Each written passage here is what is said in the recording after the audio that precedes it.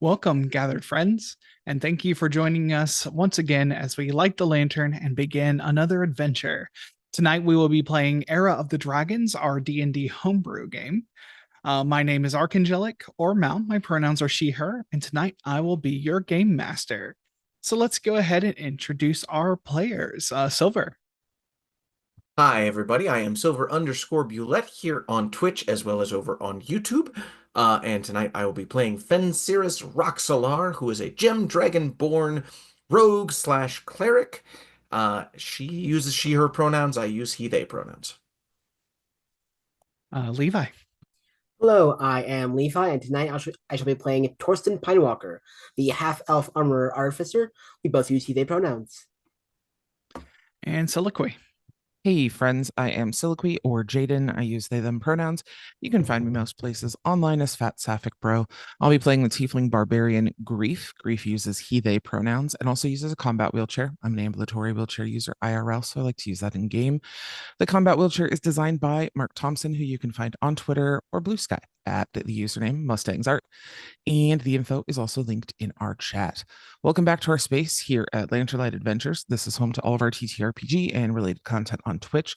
All of our games are also uploaded to our Lanternlight Adventures YouTube channel. There's a link to our link tree in the chat. You can click on that. It'll take you to all of our various social media pages, so you can follow us everywhere we are. If you want to be kept up to date on everything that we're doing, you can also feel free to join our Discord, which is linked in the chat. Cannot talk today. Thanks for joining us for Era of the Dragons, our D&D 5e actual play set in Mal's homebrew world. We stream this game most Sundays, 7:30 to 9:30 p.m. Pacific. As for where you can find us the rest of the week, most Mondays from 6 to 9 p.m. PST, we stream It Waits for No One, a modern fantasy tale. This is our Montacook Games Cypher System actual play. We built the world collaboratively using, I'm sorry, did you say street magic? That world building session has been uploaded as a Patreon exclusive and can be unlocked at any paid tier, and our paid tiers start at $1, so please check that out if you're interested. We also record an audio cast after show for some of our games where we go over any necessary advancement steps, debrief from the games, and go over our stars and wishes for the session.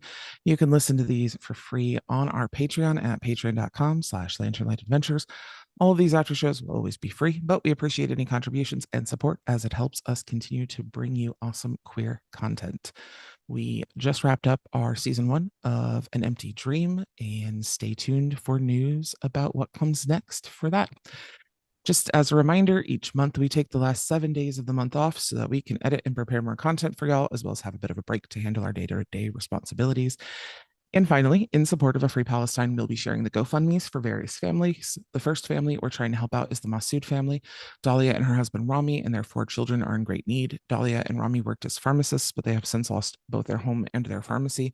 Their goal is set at 50,000 euros, and they've raised 39,574 euros as of this afternoon.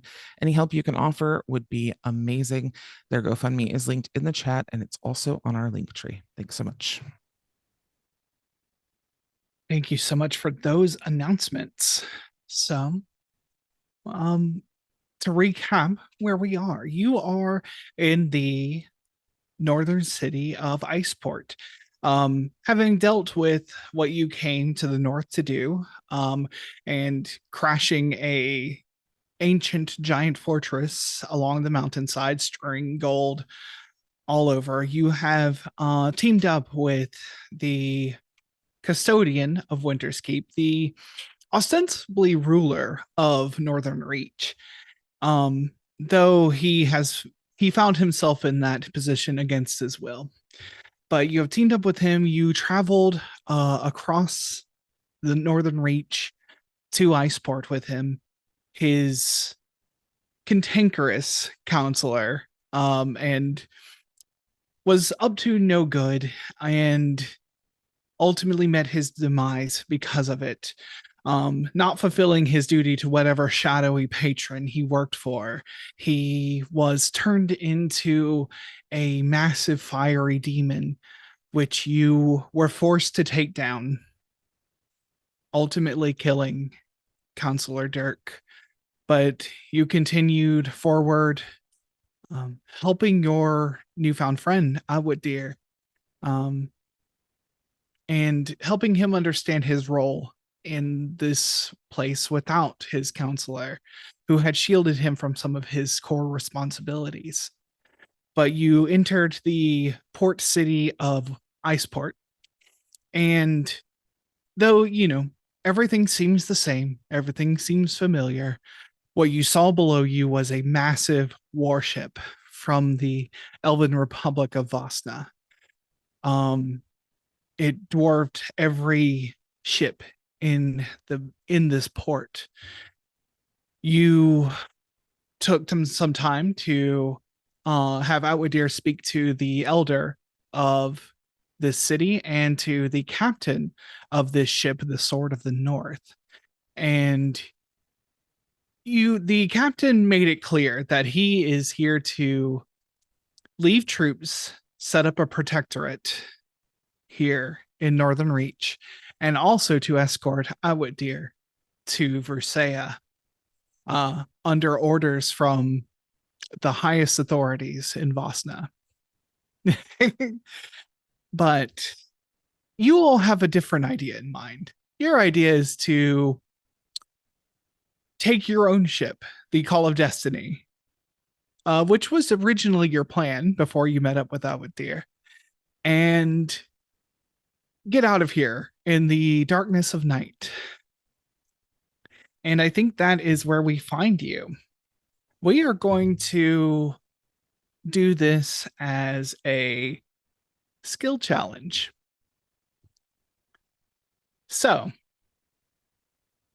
it is becoming nighttime. The last thing we saw was specifically Torsten. You left some graffiti of an axe felling a massive tree, specifically the tree on the banner of Vosna. And there is growing dissent, at least among the youth of this place, who do kind of the extraneous labor of this city. They're not the fishermen and merchants, but they do other things like operate the lifts that lift you up and down the fjord and help out wherever they can. But they were already in the midst of rebelling against this invasion as they see it. So leaving a little seed of dissent amongst the people here in Iceport. So we are going to do this as a skill challenge. This is not going to be sequential. This is a little bit, basically you're performing a heist in a way. It's kind of a reverse heist. You need to smuggle someone out of this city. So there's a lot of preparation, a lot of moving parts.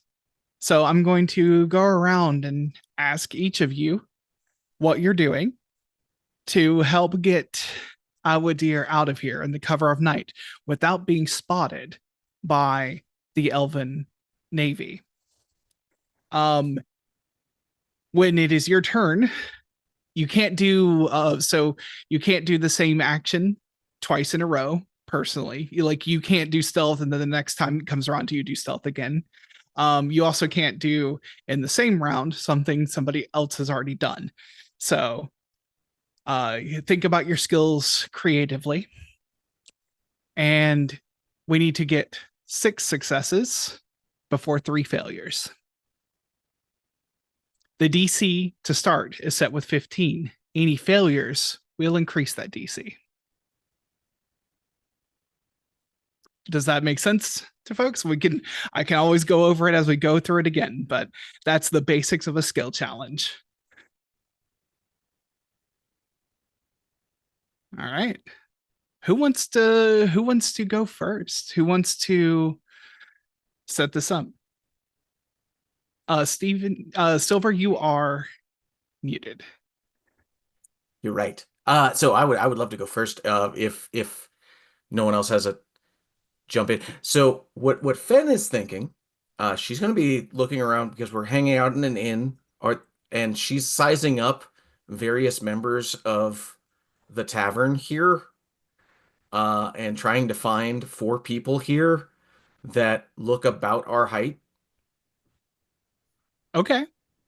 So, yeah, that's right. No, sorry, 5.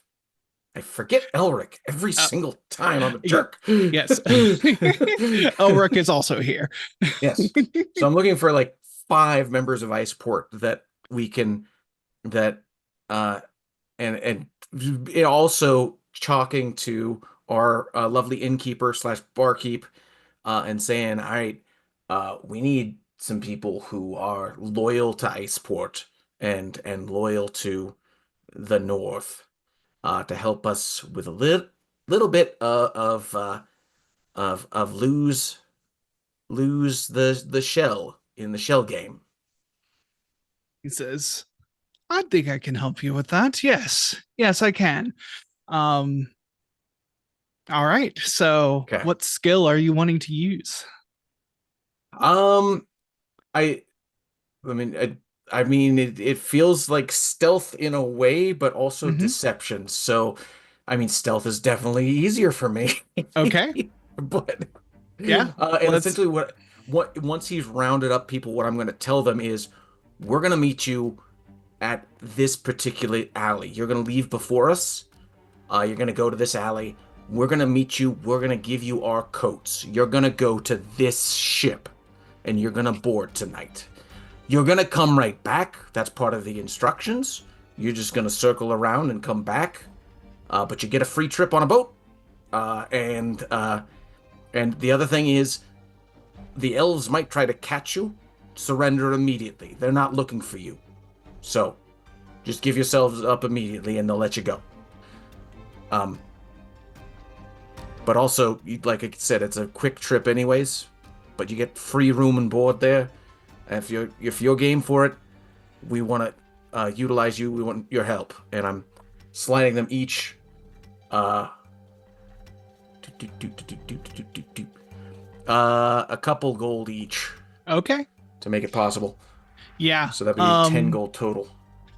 Absolutely. I will say the gold will give you advantage. Spending resources is absolutely a thing. I'll let you bribe your way through this. If you have resources or things that will ease this in you, like other things like spells and stuff like that, that will give you advantage on skills as you go forward. All right. If So you need that any is the funds plan. from the party fund, let me know. Oh, I appreciate it. I've got, I don't know why Fen has been holding on to some money, but she has been. So, all right. Here we go. So, stealth away. Okay. The other thought I had was sleight of hand. I don't know what you'd prefer me using here, Mal. Based on what do you think makes more sense? You know what? I like sleight of hand. There's not going to be many opportunities to use that, but you like sitting there and like making sure that these people look like you, like, and using your sleight of hand in that way. I'm 100% for that. Cool. Okay. So, obviously because stealth would have been a lot better, but I don't need it. 23 was the roll. 23. Excellent. That is your first success. Yeah, absolutely. So yeah, you set up these people and yeah, they meet up and they look similar enough. Especially in the dark, in the lantern light, through here. And they walk conspicuously from the inn where you are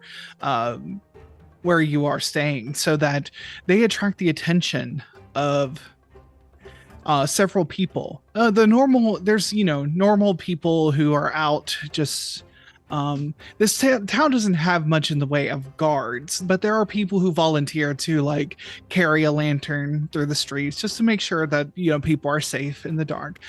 So they are conspicuously seen by these people, but also down on the docks when they get down there, they make sure to be conspicuously seen by sailors who are hanging around there.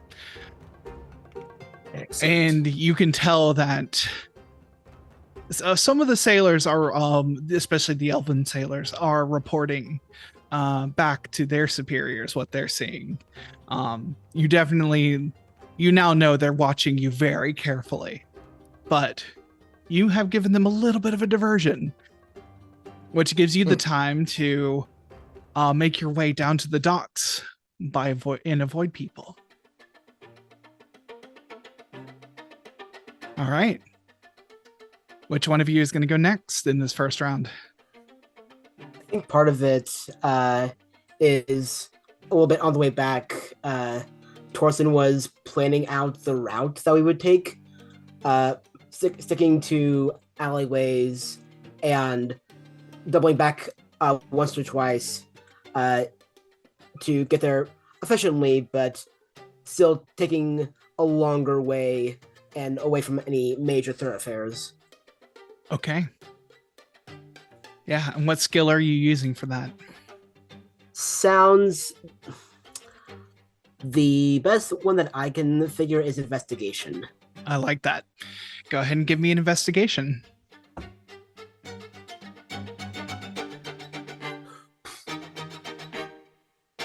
I will flash a genius to turn that 13 into a 17. Oh, okay. Absolutely. Torsten, you went out to get diamonds and things. You spent, I think there's this element of like, you took the long way back after that. You, instead of taking the lifts that go up and down, you decided to walk the various catwalks and staircases and ramps that connect these levels. Getting a sense of the geography of this place, the way that homes are nested into each other, and how storefronts are opened, where the walkways go and where they end, how they're attached to the cliff walls even. You are just taking notes of all these things. The various rigging throughout, places you could hide in a pinch. But it looks like you're just casually strolling through Iceport during the day on your way back, and you are confident you found a route that would, although circuitous and although it will take you longer, it's not the direct way, and no one will expect that. The way that you end up finding is a way that basically you cross over to the other side of the fjord, work your way down, you come back on the back side of the fish market down below, which opens out onto the docks, but there's places where they just where they have taken ice from the frozen from this like frozen cove that they are in. They harvest the ice and keep fish there. It's open to everyone. You can walk through, but it's not a place that people really go unless you are like in the market for buying fish. So that is a second success. All right, I think for the portion of the day, I just want to be seen around like normal. Once we are going to actually get ourselves on the ship, I think I will disguise self and do all that. But for now, I think I'm just going to make sure that I'm seen around very nonchalantly. You know, we can performance, I would say, probably. Oh yeah, I like that.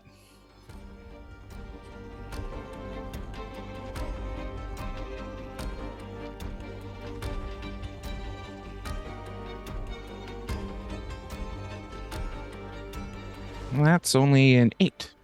An 8. Okay. That is our first failure. It's always my dice, man. My dice hate me.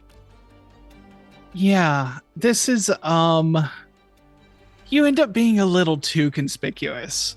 You are down on the docks. You're speaking to someone who who brings in wine from the warmer climates.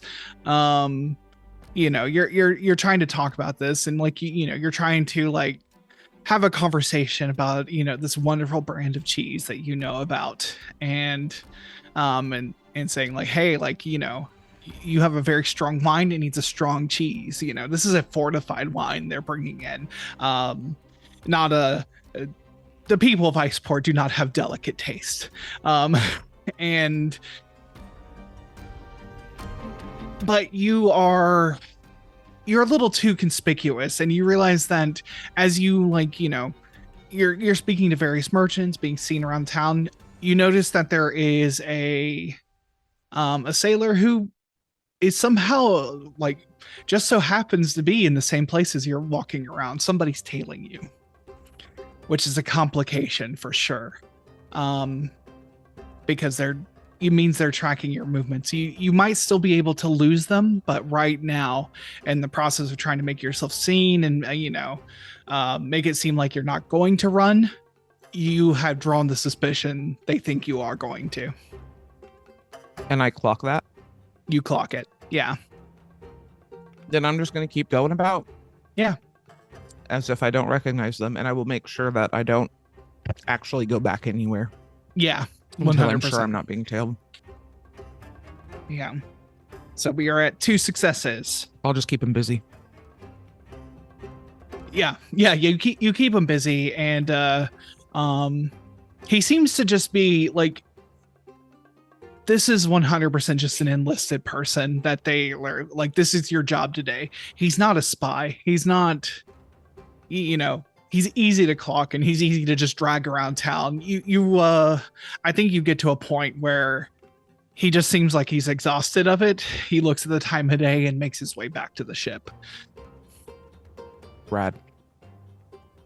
Then I'll traipse around a little bit longer, and then I'll make my way back. Okay. All right. 2 successes, 1 failure. That brings us back to Fen. All right. I'm going to imagine I paint for you a picture. The route that Torsten has pointed out. He at some point said, "Okay, on this map right here, you see this? There's this one wall, and we're gonna have to go along, and we're gonna have to get over top of it." And Fenn's gonna say, "All right, I got this." And what she's going to do is, using some acrobatics, she's going to get herself over to the other side of the wall and help everybody over. Okay. Absolutely. Yeah, go ahead and give me athletics. Or acrobatics, you said. Yeah. Yeah. Athletics would hurt me terribly, but acrobatics is great.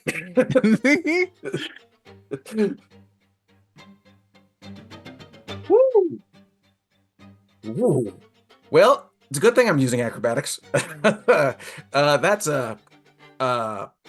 what's the math on that? 17? 17. 17 is just barely a success because that failure increased your DC to 17. So, yeah, that is another success. Yeah, you are. Think about what we're doing here as like a series of like flashbacks, and like you're flashing forward to when you are actually doing it, making your way out of here in this moment. So it is the cover of night, and some things change once it's fully dark out, and a pathway that you thought was a little dark, a little dingy during the day, at night has way too many lanterns and too much foot traffic. It seems like a late night spot has opened up on that path, so forcing you to take this wall that's a little closer to the cliff face, but getting over it.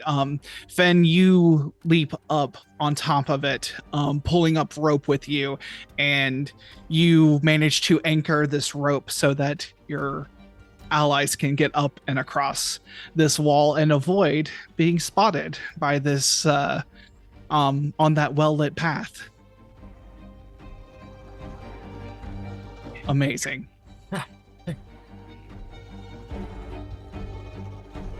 Even clunky Elric in his armor. I imagine actually he's doing this unarmored. He has put his armor like in his bag so that he can be quiet through this. But the barely success is like, as I'm pulling Elric up, suddenly there's just a clink, clink. Okay, let's keep going. Let's do it. 100%. Okay. Perfect. 3 successes, 1 failure. We come back to Torsten. I think as we were planning out in very Ocean's 11 style, this is over the planning of getting the decoys, making sure that that grief is like seen in the market. Torsten mentions that while we did set a departure time, we might delay it a little bit as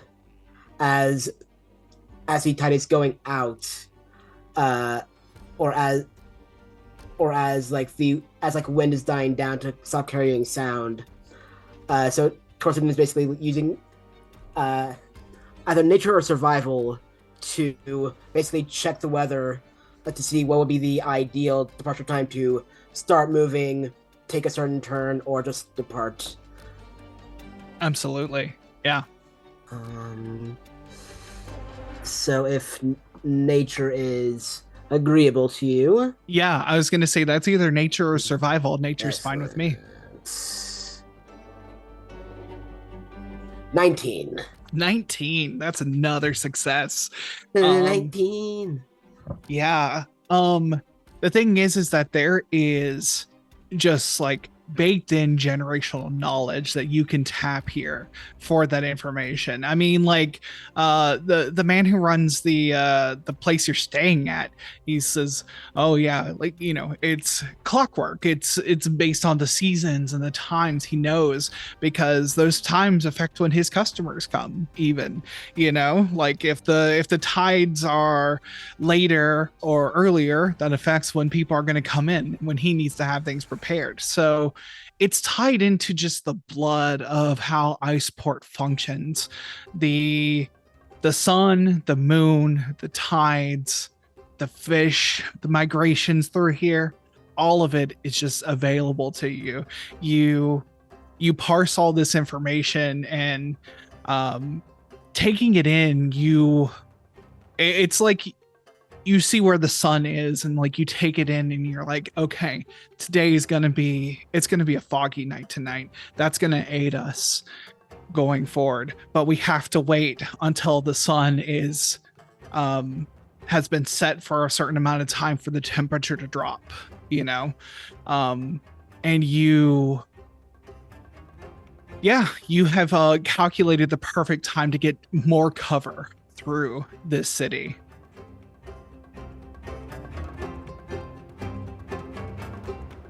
And that brings us to grief again. Awesome. Okay, I'm gonna use my masquerade tattoo to disguise self. Are there a fair number of tieflings that I've seen around? Where we are, or like what is the main population of people? The main population of Iceport is Goliath, is these half giant folk. And but the thing is that it's a diverse place. People are coming in there all the time. It's a point of trade to places that are basically inaccessible by land without like overland hiking or sleds. So this is a major place. There's enough tieflings around. Okay, so it's not like I'm not like one of 4 in the entire town. There might be, you know, you've probably seen 10 or 15. It's not Okay. it would stand out against like the most common folk, but when you're down at the lower levels of the city where commerce and trade happens, you would not stand out. Is there a size difference between myself and a Goliath? Oh, how tall would you say you are? That's a freaking great question. Probably 5'9"ish. Yeah. A Goliath, mostly Goliaths are 6 foot or more. So there's definitely like a height difference there. But can I convincingly pull it off if I'm in the wheelchair? Oh yeah, 100%. That would definitely skew. No one knows what your height is when you're in the chair. So then, yeah, it's true. Okay, so I want then I will disguise myself as just a normal Goliath, older, like significantly older. And I think that I want to try and sort of look as unapproachable as possible. So I kind of want to, if there's a way to do intimidation, basically. I just want to be grumpy as fuck and trying to get to where I'm going in my chair, and hoping that my real world experience of being ignored as a wheelchair user translates to this weird world, and that people just either don't see me or see me and don't want to be involved. Okay.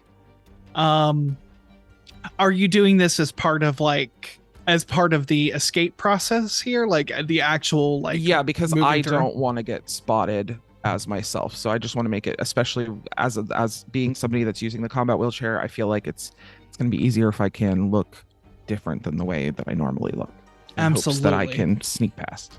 Yeah. Yeah. And the city, there's plenty of people this is a city full of sailors and fishers, and it's a dangerous job. So there's disabled people. The city is kind of built with that kind of thing in mind. That's why the lifts and several ramps between levels exist. But there is still always an element of an older person in a chair, is probably not going to pay too much mind to you, especially if you are grumpy looking. They're going to give you your space. So let's get that intimidation. And I'm going to try to look, not very clean and well put together. And you said you're using your disguise self spell, so go ahead Yep. and roll that at advantage. Rad. Nat 20. A nat 20, And I It's have a two +6 successes. to intimidation. a nat 20 and a skill check is 2 successes. There is a moment where you've gotten down past the fish market. You are at the ice packs of these fish. You know this is the home stretch. This is where you have to step out into the open, into the docks, and get on your ship. There's a moment where there's a patrol of, it's not a patrol. It seems that a few of the sailors on leave are heading back towards their ship. Some of these elves that are, they haven't been allowed into the upper levels and been blocked at every turn. But down here, there's a few places they can go.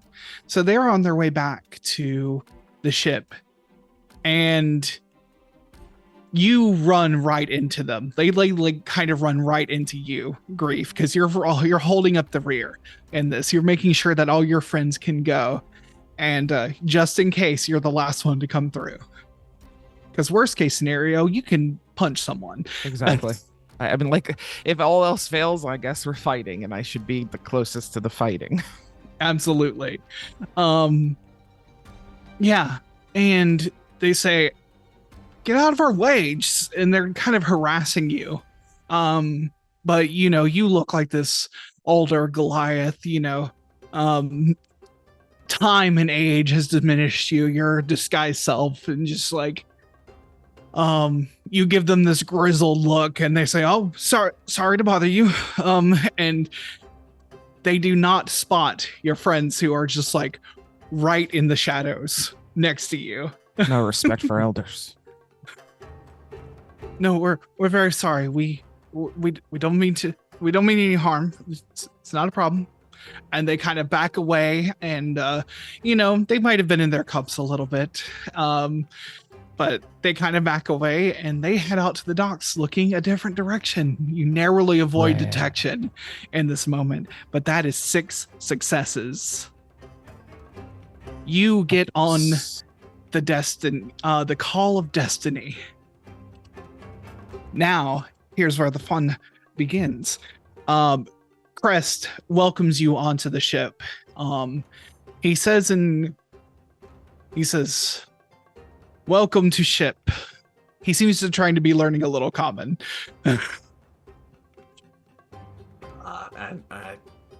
I thank him back for his hospitality, both in common and then in Draconic as well.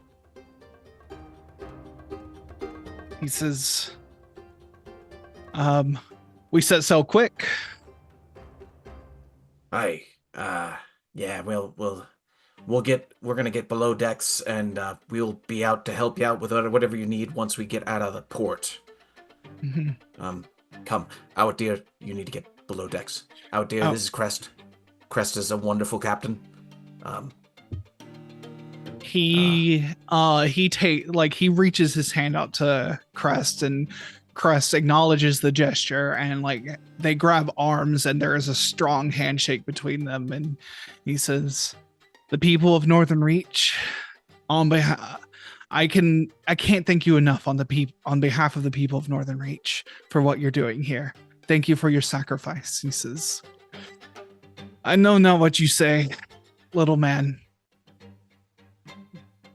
You're welcome."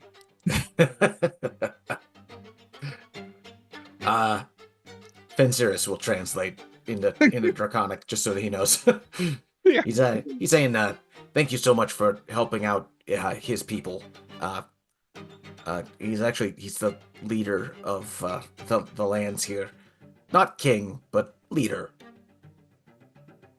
He Crest will say to you in Draconic, he says he needs a crown or a hat to indicate this. It's confusing otherwise. That is a good point. We were trying to be stealthy through the port for reasons, but we'll make sure he's wearing a proper hat. Good. Now get below deck, and the kind of panel that they use to like load stuff down into the lower cargo decks pops open as this little like the lizard folk would call it a hatchling, but this child pushes the panel up and like says, "Hey, get in." It says it in common. Get in. Slide. Yeah. Elric like tosses his armor down first and then gets in. It's in a bag. It just like it makes a thud. Like the sound of the like ships kind of gently like rocking, and this is enough to cover as your friend Torsten did pick a time where like the cooling air the air cooling and everything is creating kind of winds in the cove here.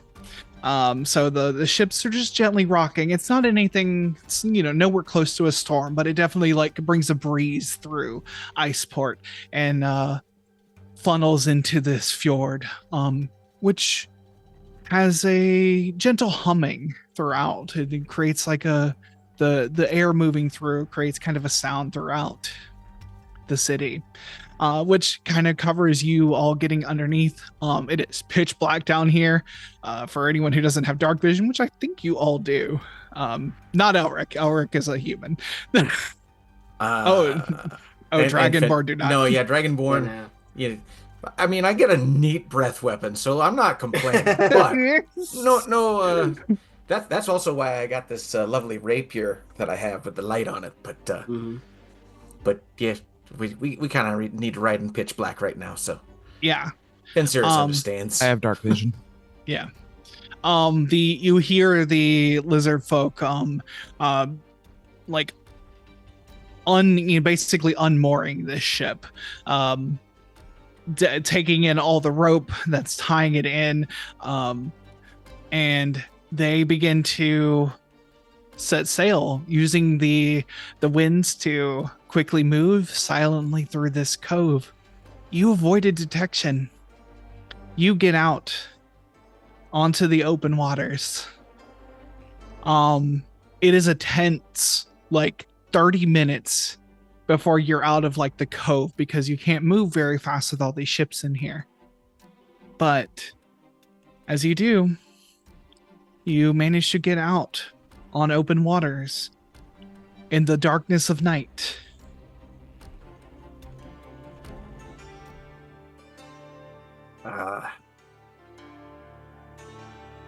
Did we just pull that off? I think we did. Yeah, I mean, Oh man, things never go right for us. we're not in smooth sailing territory quite yet, though. Somebody said that boat's not going to sail very fast, which, big boats don't tend to be able to go very fast, but still, I won't rest easy unless we have a good 2 hours on him. Mm-hmm. Yeah, I hear you. Yeah. Awadir says, yeah, hopefully we can get some headway on them at least. They will probably chase us. Do we know of a safe port that's not in their control? I was just about to ask you that, actually. Oh boy. Let me check with Crest. Once we're gonna give it another half hour, then I'll hop out on deck and see if he knows of a place where he's not seen elves.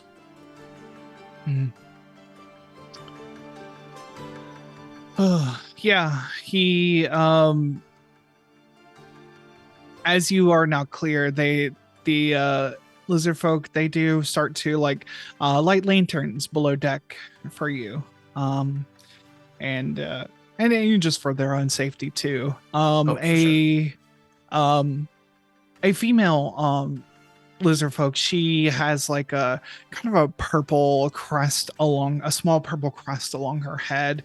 She comes and she speaks common to you. She says, "Are you in need of any healing?"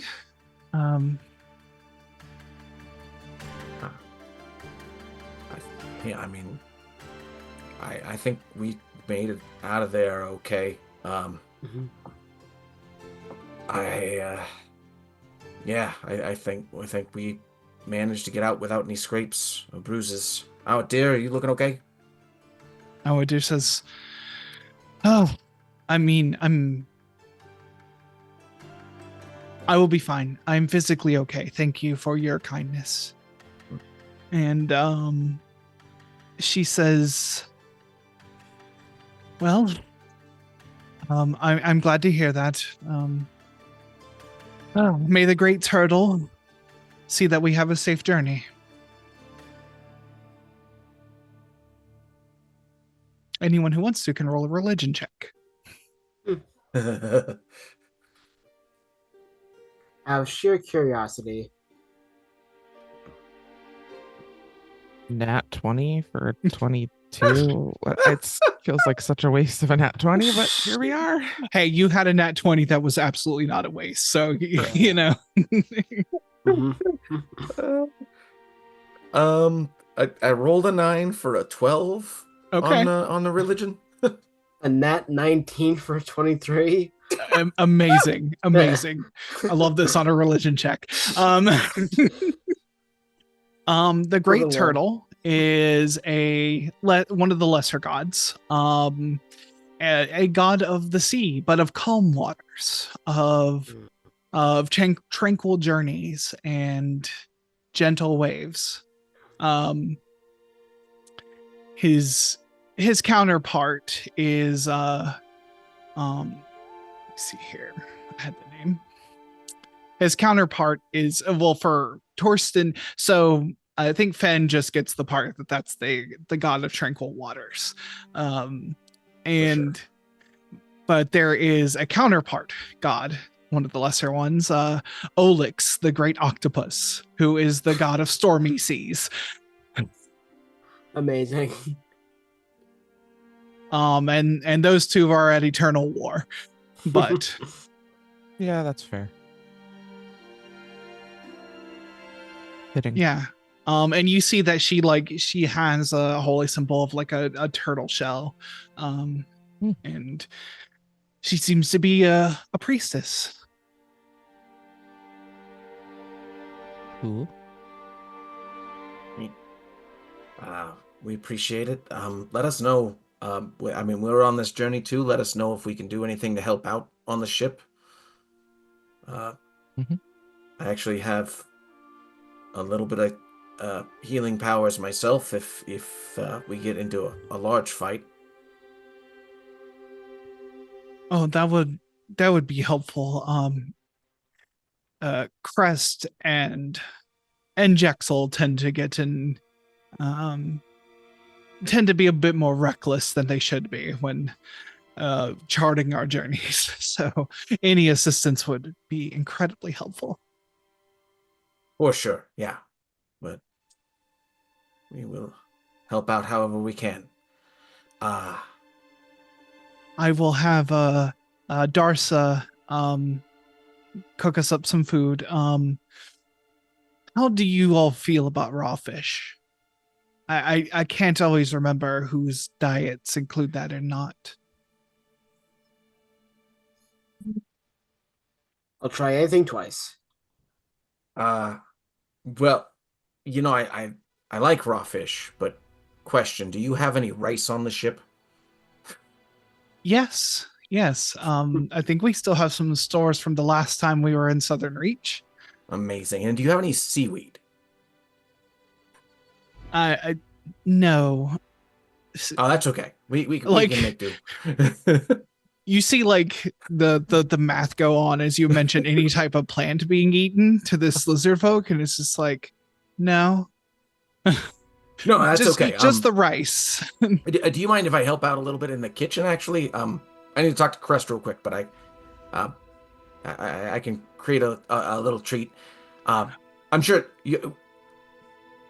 Yeah, yeah. I can cook up a little something and make something happen.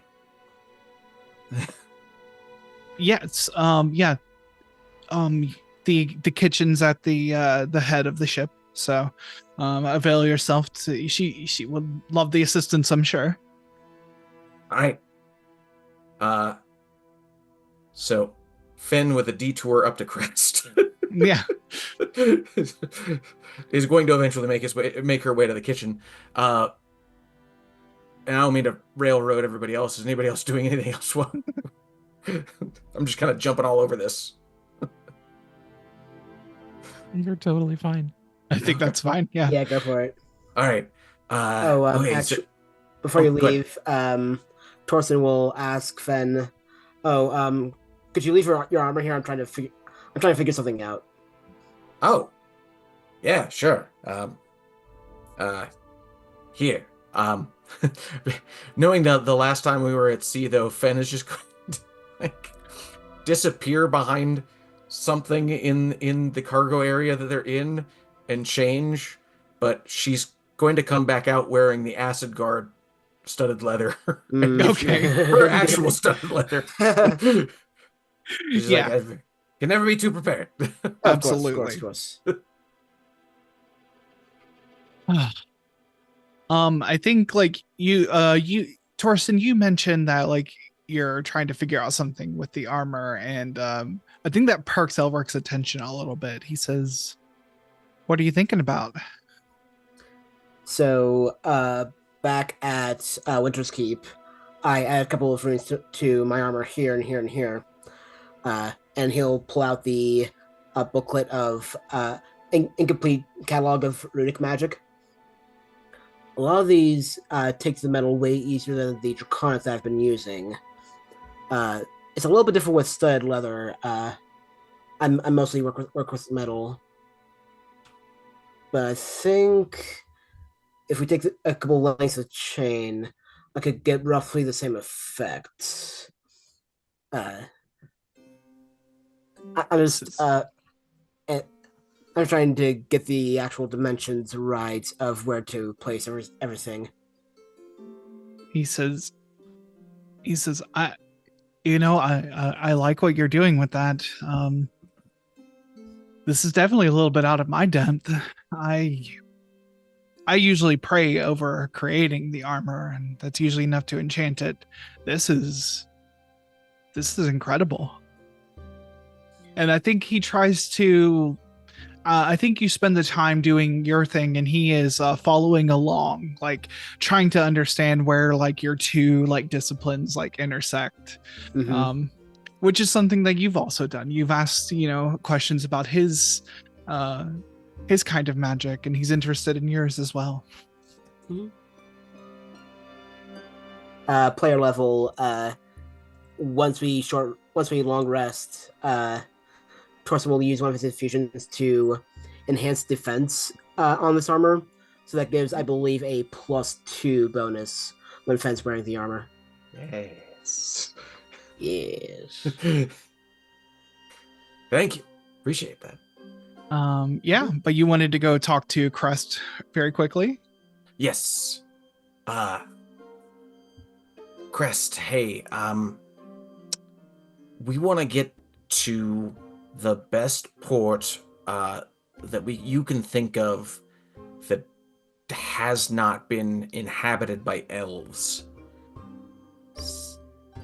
Can you think of it in your dealings, in your travels? Can you think of a place that has not been taken over by the elves yet? He says, I know of a couple places. I don't know if you will like them.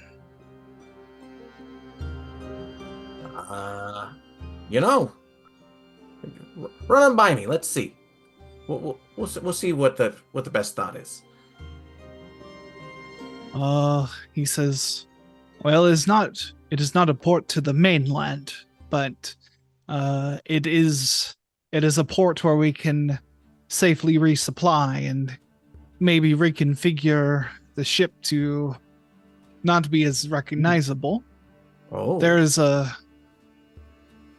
But there are pirates. Oh. They have good wine for cheap, though. Hey, listen. Good wine on a cost-saving measure? Absolutely. I dig it. What was the other thought? Well, there's another place where they smuggle said wine to this place. There's a port. It's they call it the Ghost Cove. It's in Southern Reach, but last I heard, elves are marching there. But as far as I know, the cove is still open. Okay. I need to consult with our dear and the others and see which way they think is going to be the safest, and I'll lay it out for them. But I appreciate your input, Crest, and thank you so much for getting us out of there, by the way. Mm-hmm. We're going to definitely, we owe you more money than we originally planned. Let me say that. He says, I know you're good for money. Absolutely. And I'm gonna make a little bit of a treat. At least I'm gonna try to. From what I remember of back home, for the whole crew. And by the way, you can tell the crew also. I don't want to. If they don't enjoy it, they can just go with the raw fish. But there was a thing we used to do back home that I wanted to treat them to, if they enjoy it. He says, Tress, the cabin boy, will eat most anything. The others might be a harder sell, but I look forward to what you offer. For sure. Thank you again, Crest. Or should I say Captain Crest? I gotta give... There is no need for titles. The crest speaks for itself. That it does. That is true. That's why the little man needs a hat. Absolutely. Humans don't make a crest. I'll see you at dinner. He kind of just like, I think he lets like a little like guttural throat noise of acknowledgement at that. And with that, as you go to make a surprise treat, I think that's where we're going to take our break. So, yeah, we will be back in 10 to 15 minutes, and we hope to see you soon. Welcome back, everybody. You are on board the Call of Destiny, and it is nighttime. It is clear skies and calm waters. So those of you who have not been on a ship or not used to a ship, are you're still gaining your sense of the rhythm of the ship on these waters, but you'll get there eventually. It's a little nauseating at first, but yeah, Torsten is trying to work on some armor with Elric. I imagine, Grief, you're taking a well-deserved break. Y'all have been kind of nonstop for a little while. You've gotten away. Fen, you are going to talk to the ship's cook. Yeah. Hi there. I'm Fenxiris.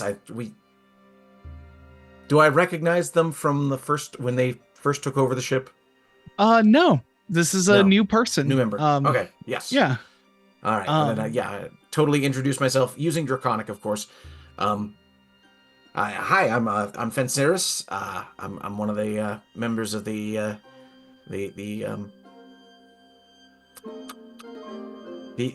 strange cargo. Let's call ourselves. You step into this kitchen. The stove is going, and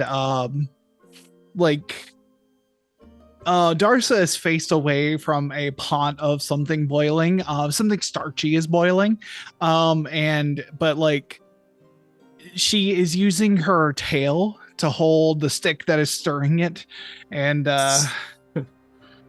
she says, "You're not a lizard. What are you?" Oh, I'm what's called Dragonborn. There's some ancestral blood ties that tie me to the gem Dragonborns of old. Specifically, have you ever heard of an emerald dragon? They're apparently in my ancestry. Oh, dragons aren't a problem. That's okay. But anyway, I'm coming here because we were told you're cooking up. Not cooking up. That's the wrong word. But we're gonna be doing some raw fish, and I wanted to bring a little bit of some we used to do back at home to the crew if they were interested. Oh yes.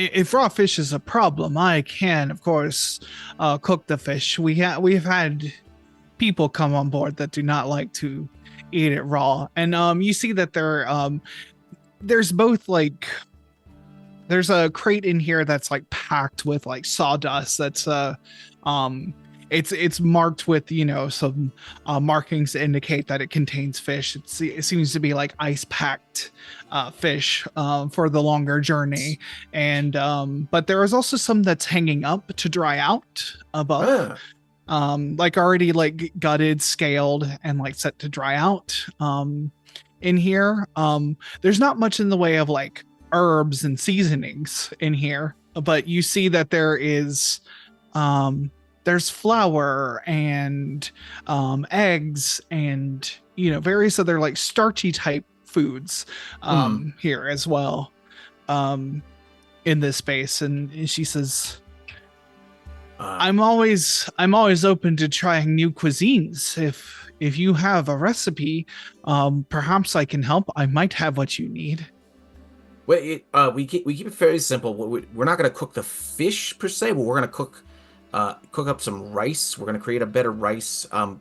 If you have some salts and some oils on the ship, we're going to do a mixture of that to create a lovely sauce to put on the rice. And then we're going to put a premium slice of the fish on top of that and serve that up.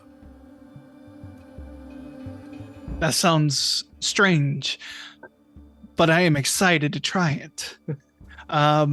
She will reach into one of the cupboards, pull a bar that's keeping it closed open, and grab something, and it's it's a rock of salt, and she takes a knife and just begins to chip away at it, and it says starts chipping away at it into a mortar and pestle.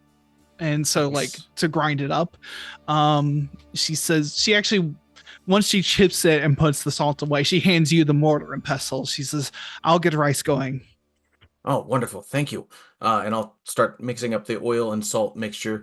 I'm going to look around to see if there are any other spices that I can throw in here too, just to, Mhm. based on what I'm finding. But essentially, I'm going to create that. And then I'm also going to look for, you said that it's mostly starch and fish, but I'm just going to look for like any sort of ginger or a other root vegetable that I can pair with it Mm. in slices. Yeah, you do find a root. You smell it and like it's not ginger, but it absolutely has some sort of pungency to it. Um, it like it like slightly tinges your like nose as you breathe in the aromatics. Like you've cut like the skin off to get a sense of the aromatics of it. Um, it's a strong flavor. It's horseradish. Haha, excellent. Y- yeah. Um, you don't get anything that has like a sense of spicy. Like you're getting the sense from this that like they don't taste spicy. It's not something they like that the Mm. lizard folk are seeking in their cuisine. They're not able to taste it the way that other humanoids are. Totally. But what they do have is various sauces and things that are seemingly made from like fermenting grains and things to bring out like a rich like umami flavor. Nice. Okay. Um, this seems similar to what yeah, I'll grab that then. Yeah. I'm going to take one of the sauces. Um, and yeah, I'm just going to prepare it to the best of my ability of like getting that oil and salt mixture going along with these sauces. And then I'm going to dice up the fantasy horseradish. Mm-hmm.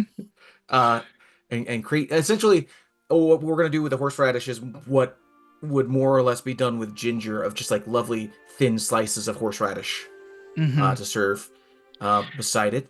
And while we're doing that, I'm also going to be reaching out in my mind to the group because I don't want to delay Crest anymore. And I'm going to say, all right, so, okay, multitasking. Fen, you can do this. You can multitask. Keep cutting. So, everybody, hey, Crest, first of all, our dear, do you have a fancy hat? He really thinks you should be wearing a hat Awadir says, to show says, leadership. I do not have a hat. One because I'm not a king. Or anything Right. like I don't have anything of station. I'm just the custodian. Like maybe one day it would be inappropriate, but I'm sure I have like a hunting cap I can wear. Perhaps that'll satisfy him. Does the hunting cap have a nice feather on it? No, but I'll figure out something. Okay, Goal is good, tall. good. Not the entire important point though. So Crest told me there's 2 ports that he can think of that elves have not taken over yet. Bad news, they both involve pirates. But I think we can deal with that so one of them is in an island. Now we're not going to stop on the island. We need to eventually get to mainland, but the idea there would be we'd be able to change the look of the ship so that the elves, anyone that passes word back that they saw, if they figured out where we got off to, we could switch ships essentially by changing our colors and such. So that's option 1. Option 2 would be a port near Southreach. A key thought, though, that the elves were heading in that direction, so I don't know if the pirates still hold that port. But it would get us to the mainland.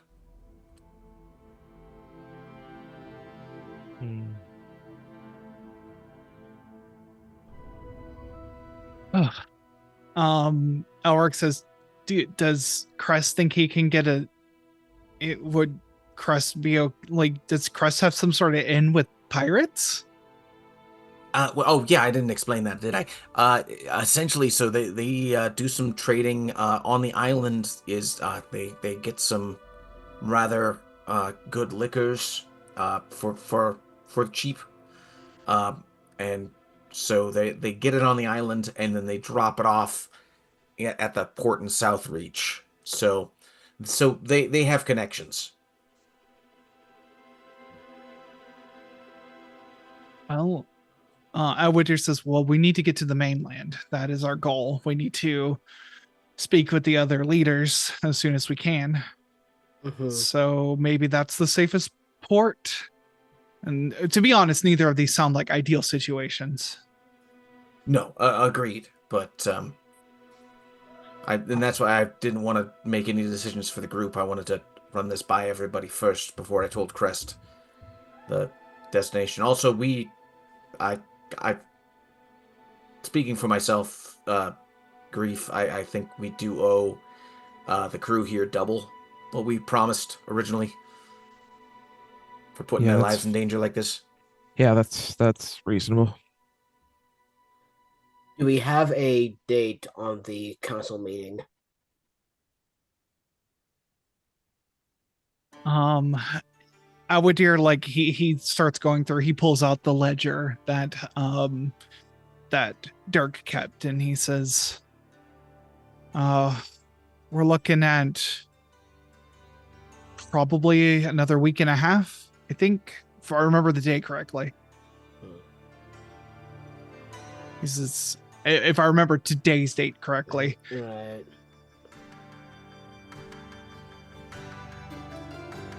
So if the island isn't too far out of our way, we can get right into Vrusea with discretion.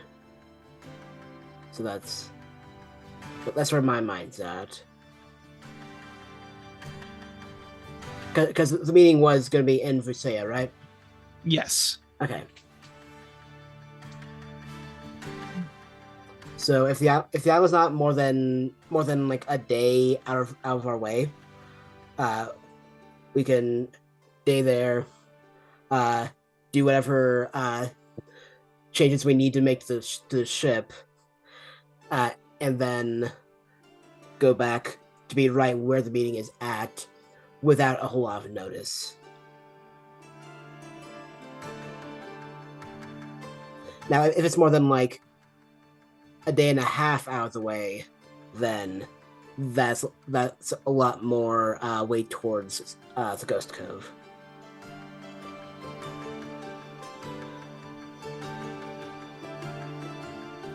Oh yeah, that was the other part of the Southreach thing. I guess Torsten knew about it, but yeah, it's called Ghost Cove, so that's a little intimidating. Yeah. Interesting. But it's also pirates, so they probably call it Ghost Cove just to scare away others. If I'm being honest. Yeah.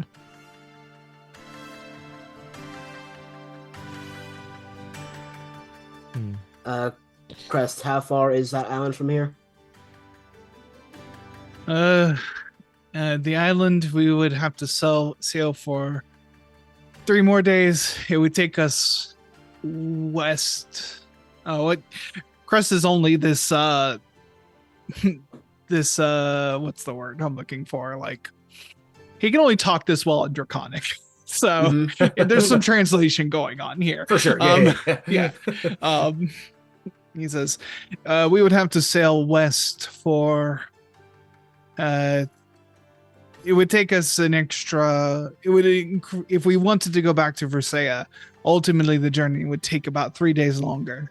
We have to sail west towards the island first. Okay. And we have a week and a half. Wouldn't leave us a lot of time to change the ship at that point in port. Yes. There's some people there that can change the ship pretty quickly, but time is money. Money is time. Yeah, of course. Yes. I don't know. There's also something to be said about not being in Vrusea too long. Mm-hmm. If we show up the day before the meeting, it gives them less time to try to take you, to try to do whatever capturing they were trying to do to us, in Iceport, than if we're there for a week, waiting for the meeting. I mean, my only concern, and I will trust you all to make the ideal situation, the ideal decision here. But my only concern is that if there's a bounty on me, can we trust pirates not to try to cash in that bounty?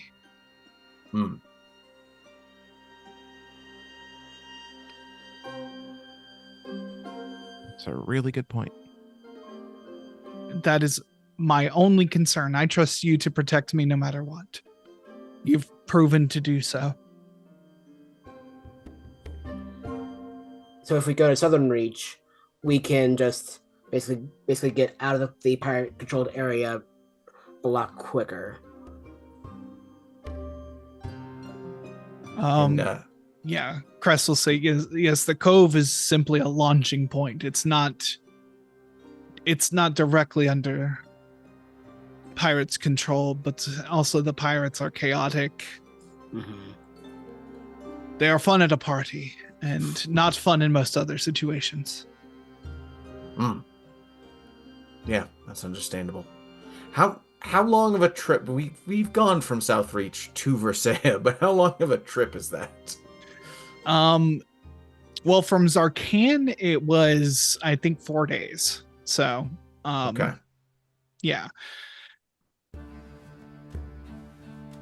And I guess the other side of that is how long would it take us to get to the Ghost Cove in the first place? He says, if the seas stay calm and things go the way they are right now, I can get you there in 4 days. Okay. 4 days and then 4 days.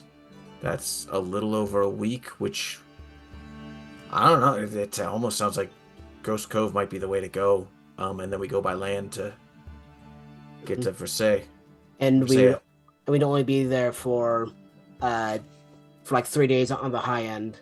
So yeah. Mm-hmm. And we know somebody that can help us out once we get there. His protection isn't infinite, but he could probably keep us under wraps for a few days. Exactly. Yeah. That's my thought.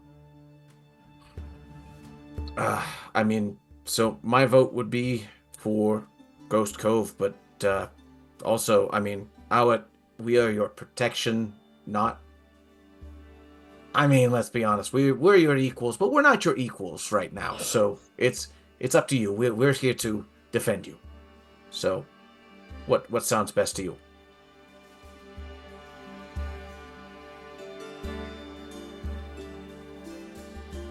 Oh,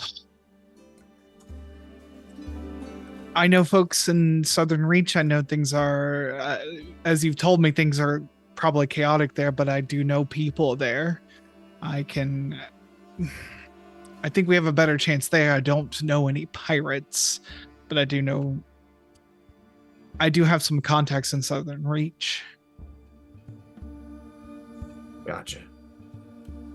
All right. Everybody else okay with this plan?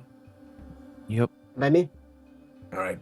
Crest, take us to Ghost Cove, as safely as you can, of course.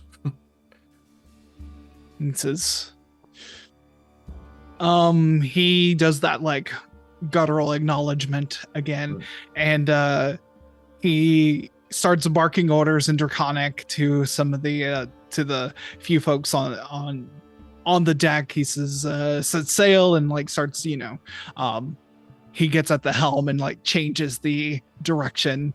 The ship is not moving at full speed. The winds are kind of calm right now, but he is able to change the direction that the ship is moving at the moment. Excellent.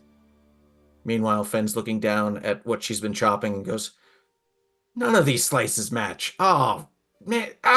Stupid multitasking." Darsa will come and she says, "You're holding the knife wrong," and she will like forcefully like grab your hand and like put your fingers on the knife where they need to go, and she says, "Long, slow strokes." Long, slow strokes. Got it. You are cutting it Thank like you. a brigand.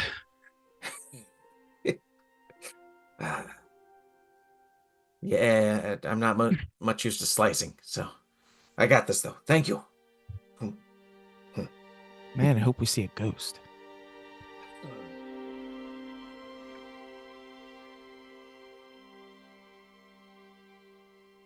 Elric says, "I don't want to see a ghost. What's wrong with you?" I don't even want to see a ghost. Come on. You don't have questions? Do Wait. we have? Is the premise here that you're going to see a ghost and ask it about its life? Or its death? No, ghosts tend to get angry and like life sucky and stuff. Then they'll have plenty to tell me about. Elric is just shocked by this. Come on. There might be ghosts. There might be pirates. This is going to be fun. I did not think this was going to be the way things are going to go. Yeah, sorry we don't share your sense of adventure, Grief. It's all right. Just trying to have a good time. The child lizard folk who, like, as you have hung out, you know his name is Thas, Thass, and he says, have you seen things like ghosts before? Have you fought monsters? And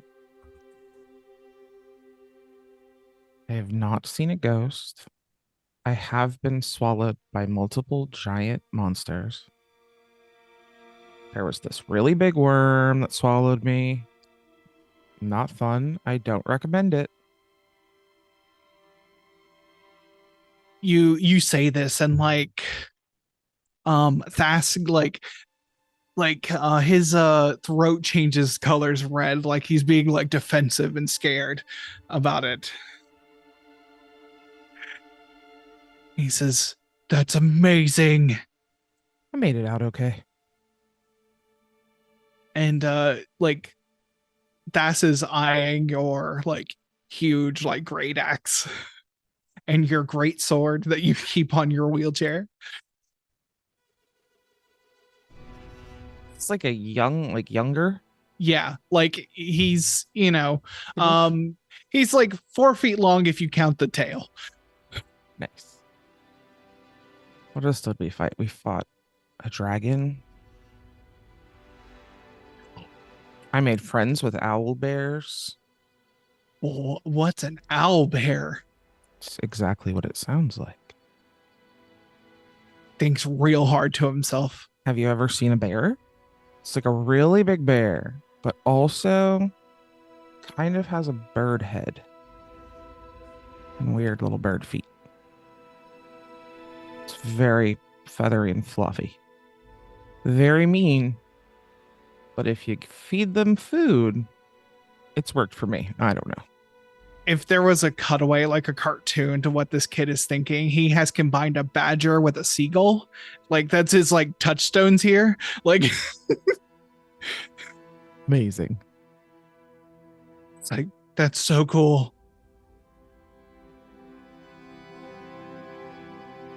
He Yeah. says, "One day I'm gonna fight monsters." Heck yeah.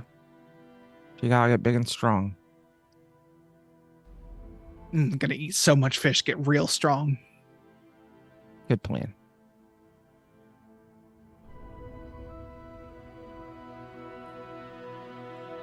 Well, yeah, the And I'll night- I'll just tell him stories of our adventures. amazing.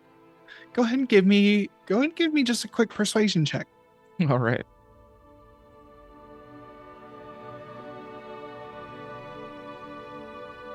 11. 11. Yeah. It holds his attention pretty well. Sometimes an order will come through, like he'll, you can hear the deck above you, and sometimes Captain Crest will shout orders and he'll have to go run off and do something, but you tell a good enough story that he keeps coming back through the night, and eventually when it's time for him to bunk up, he tries to bunk as close as he can to you all. But yeah, dinner served. What does Fen present to everyone? Well, so basically the setup is there is a bed of rice in a bowl. There are slices of raw fish. What she can tell is what she thinks is the best cut. She's used to lake fish for this rather than sea fish, but she was just trying to judge based off of what they had. It's like, okay, this tastes like, okay, that seems like the best selection. And essentially it's going to be, and on the one side of the fish, she has pasted on this oil and salt mixture to mix in with the rice. They just served with a sauce that I saw that reminded her of, I would say it would be akin to maybe a teriyaki sort of thing. And then there's going to also be just a lovely pile of horseradish to the side of that, and she's going to recommend, only if they're up for it, what you want to do is you want to take, grab some of the fish, grab some of the rice, eat that, and then dip some of the horseradish into the sauce over here, and then it's a follower, essentially.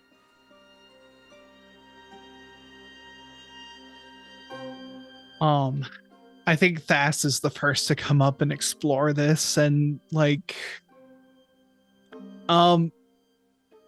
just utterly inelegant of an eater, grabs with both hands the piece of rice and fish, and dips it, just does this, he's trying his best to do this ceremoniously, but it's a child, and so he's making a little bit of a mess, but he eats the whole thing whole, and I think the horseradish hits, and he's his throat turns red and defensive a little bit, and he says, "This is delicious. I need more." I think we do have, I think we made some more, absolutely. And I say to the group, normally we'd actually throw in some vegetables into the rice bowl as well, but the lizard folk don't tend to have a lot of vegetables, so we're just gonna make do with horseradish for ourselves. Mm-hmm. Sorry, fantasy horseradish. Yes. Yeah. Carrots yeah. would cut through the heat pretty handily, but we make good work with what you got. Yeah, I think the rest of the crew tries it. Chuk, the priestess who asks if you needed healing, she takes her plate of food, and as a cleric, you know what spell she's casting. She's casting Purify Food and Drink because she doesn't 100% trust you. But she's not Totally. She's not trying to be impolite. She doesn't make a show of it, and she takes it and she says, "Oh, these are fascinating flavors. And you said this is dragonborn food." Yeah. It's now what we have up in our lakes is referred to as rockfish. This is actually, I'm gonna be honest, it's a little better fish what you got. Yeah, I don't even know what this is called, but it's better than what I remember back at home. But yeah, no, what we used to do was the sauce made it palatable more than anything.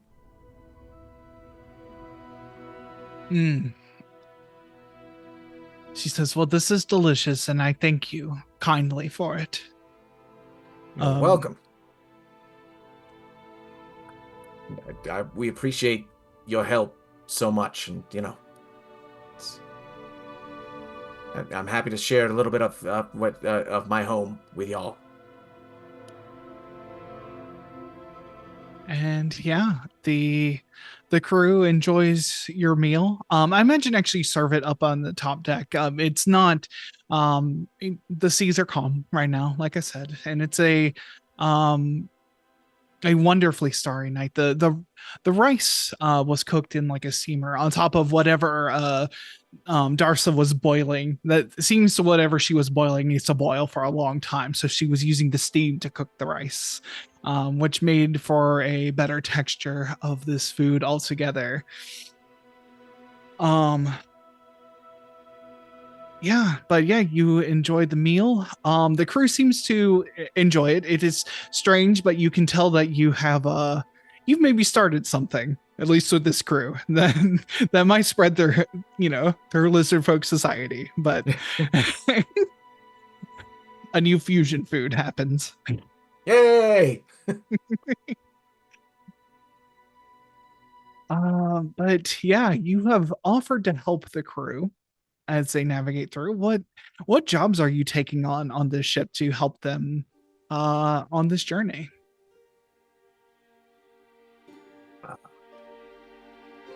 Given her track record as not being a great spotter, she's not going to offer to be in the crow's nest again. Instead, I think Fenn's just going to help out with any of the rigging that if they need any extra hands on deck. Mm-hmm. Yeah, absolutely. Yeah, you help out. Jaxel is the bosun, would be his normal title, but the lizard folk seem to run a ship a little strangely. Sure. But his duties are that of the bosun. So he is he's one of the original crew here. It seems like some of the crew has left and they brought on more people to fill certain roles that they didn't have. But Jexel he's a little impulsive. He will start doing things before telling you what to do, and then he will be upset that you aren't keeping up with him. But ultimately you catch his pattern eventually. He'll begin to climb rigging and things, or start tying things off, and it's no, you should be taking that tail in. Why aren't you there? Oh yeah, on it. Hang on.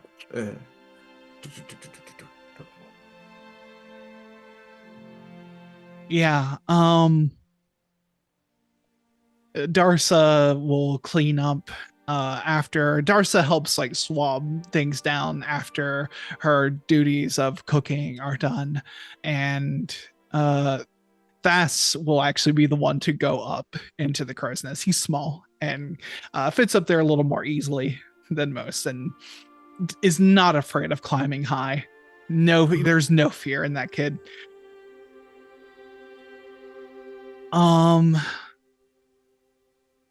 Chuk will take up a place at the prow of the ship, and you see that she is praying for guidance and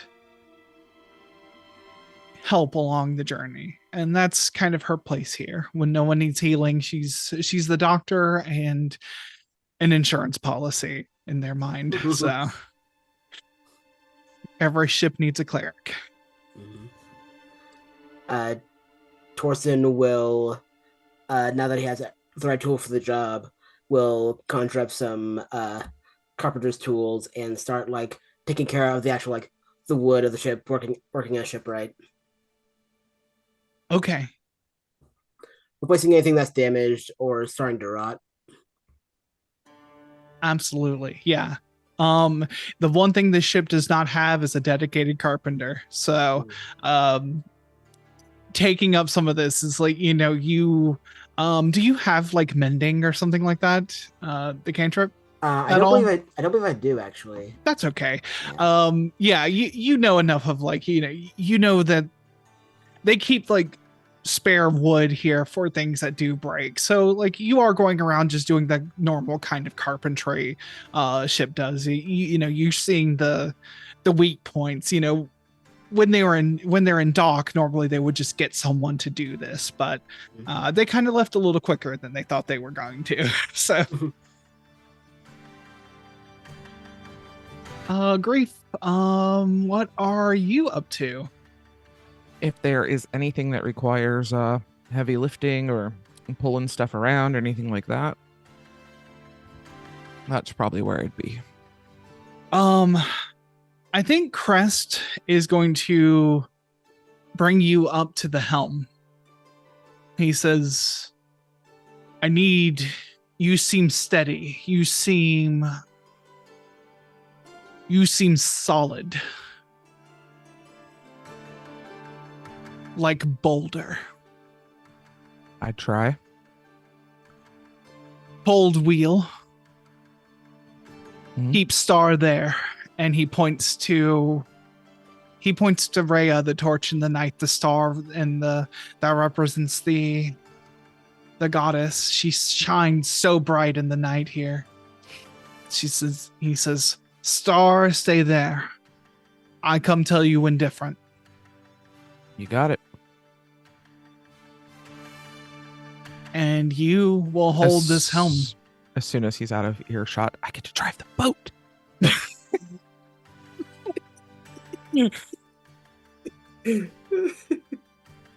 And I'm just sitting up there, Mm-hmm. giddy. Yeah.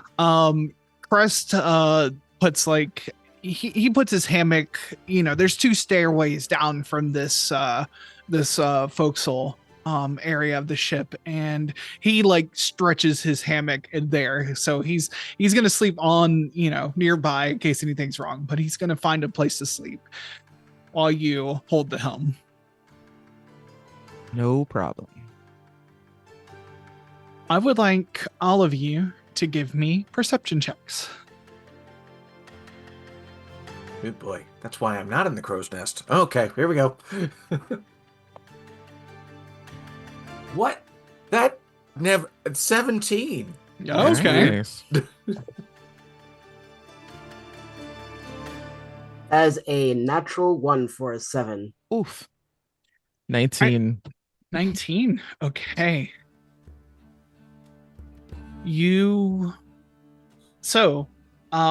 Torsten, you're below deck. You're doing carpentry stuff, and eventually you're going to bunk up for the night as well. Mhm. And do your thing as you're no longer needed. So you're not really paying attention to the waters outside. There are a few ports on the side where you could look out, but that's not really what you're doing right now. With a 17, I think you notice it slightly before even Thas does. You see that there are.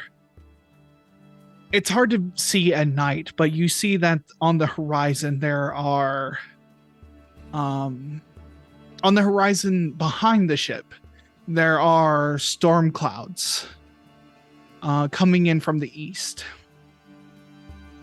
And it seems like you can't tell from where you are if they are going to cross on you, but you do see that there are stormy skies on the horizon. Mal, Yeah. just thinking back, I mean, this could be a history check, but does this seem familiar at all? This particular approach of storms.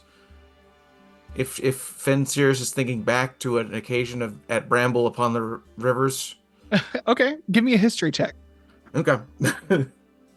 Or a nature check if that's better for you. But if you're because that would give you information about the storm itself. Right. History would be a 25. Okay. It's not there is Okay. lightning, but it's not when the blue dragon came through, lightning, it was like the lightning was its herald. It was loud and constant. this is just seems like a normal, oceanic Okay. storm. Okay. They happen from time to time, but there's the occasional lightning and thunder. You hear it's very faint as it reaches you. There's still a good amount of distance. Grief, you got a 19.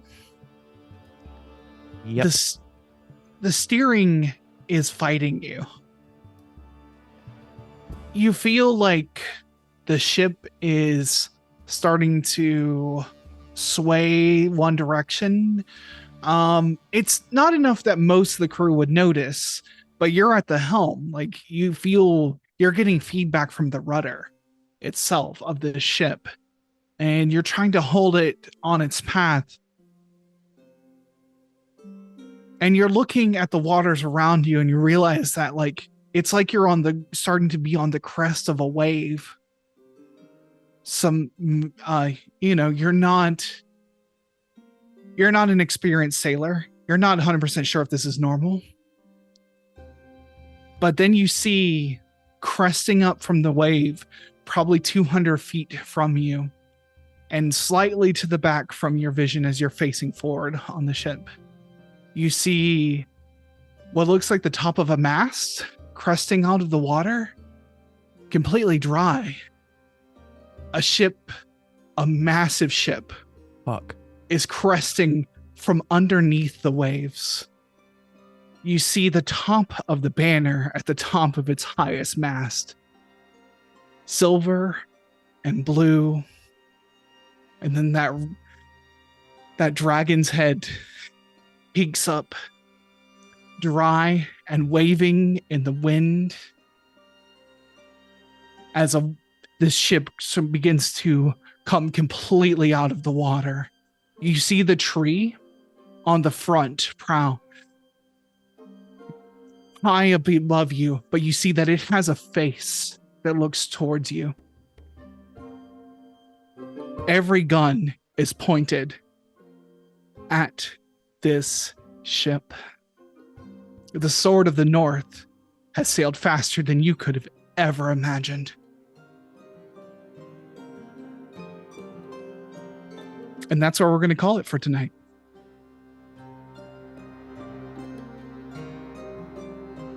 Great. So I should hold my reaction. I will hold my reaction then. If you want to react to it just briefly in this moment, feel free. I would just initially at the top of my voice would yell, "We've got company," and then I'd yell for the captain. Absolutely. As you yell out, "We've got company," and as that echoes through the ship and people begin to stir, that's what we're going to call it. Absolutely. Oh, fantastic. I'm excited. Let's go ahead and do our outros, folks. We'll start with you, Levi. Actually, Silver is on the first one. Sorry. It's all good. Hi, everybody. Again, I am Silver_Bulette here on Twitch as well as over on YouTube. If you go over to YouTube, you can see all of the back catalog of Capes and Caverns, an actual play show that we did, which involves taking superheroes, slamming D&D into it, and seeing how that works. You can see all of our back catalog there, but also we're doing a podcast, Capes and Caverns, which you can find wherever good podcasts are sold. Look us up there. Also, All the Web's a Stage, short play podcast. Still working on getting back into the groove with that, but it still exists. And so check out that as well. Excellent. Levi. Hello, I am Levi. You can find me at likethejeans.bluesky.social, like_the_jeans.hi.io. I am also a frequent contributor to Sprigs and Kindling, a Carson Brindlewood fanzine. I am in the second issue a few times, mainly with my playbook The Watcher and the Guy Fawkes Mastermind. I wrote to the special unscenes for those. And I'm in the next 2 issues, both with public access mysteries. Stay tuned. Fantastic. Soliloquy. Hey friends, I am Soliloquy or Jaden. You can find me everywhere online as FatSapphicBro. I mostly hang out on TikTok for now. We'll see how long that lasts. As for TTRPG actual play streaming, I'm here on Twitch most Sundays 7:30 to 9:30 p.m. and most Mondays 6 to 9 p.m. both Pacific time, not the last 7 days of each month. All the details are in the announcements. Thanks for hanging out with us. And I'm archangelic. You can find me here at all the times Soliloquy said in the announcements. You can also find many links for me on my website, archangelic.space. That links to all my socials and also any other projects I'm working on. I'm also doing professional GMing on startplaying.games. If you are interested in having me GM a game for you, you can book me, startplaying.games/GM/archangelic. That link is also on my website. If you've missed any of our games, you can check them out on YouTube. The link is in our link tree and it's also in the channel description. So there is also a podcast version of this game. You can search up Era of the Dragons wherever you find podcasts. We're going to be going into our Patreon supported after show shortly. You can find those at patreon.com/lanternlightadventures. The after show is always free, but we appreciate your support nonetheless. Thanks to you guys, wonderful players, for being here and going along with this. So thank you for our wonderful audience for joining us. And lastly, thank you to our producer, Polygeist, for helping us stream this show. We appreciate you and we couldn't do it without you. And with that, as always, we love you. We hope to see you next time. Good night, everybody.